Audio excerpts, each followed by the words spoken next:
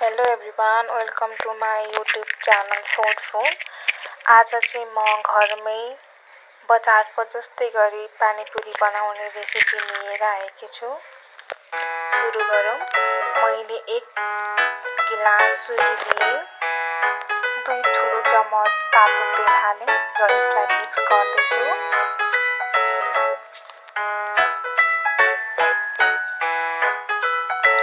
राम्ररी मिक्स गर्नुहोला। भिडियो राम्रो लागेमा लाइक कमेन्ट गर्न नबिर्सनुहोला। मैले अलिकति नुन हालेँ र तातो पानीले मिक्स गर्दैछु।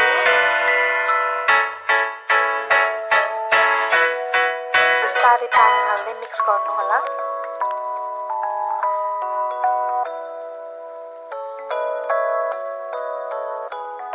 अब यतिको डो भइसकेपछि यसलाई 10 मिनेट लागि छोपिदिएर राख्नुहोला।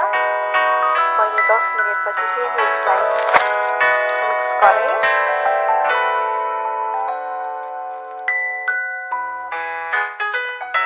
अब सानो डोमा भाग लगाउनुहोला।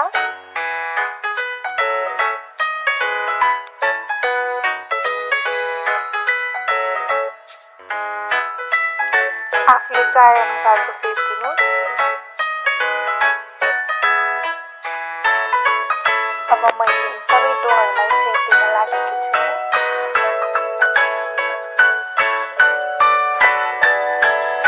अब यसलाई बेल्नुहोला।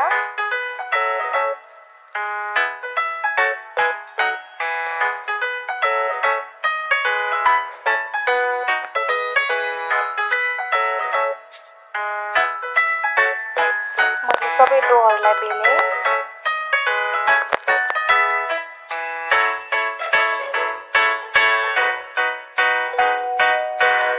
अब यसलाई हाई टु मिडियम फ्लेममा फ्राई गर्छु।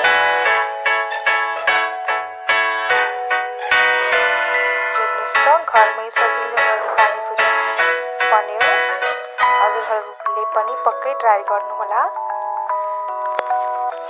भिडियो राम्रो लागेमा सब्सक्राइब, लाइक, कमेन्ट गर्नु।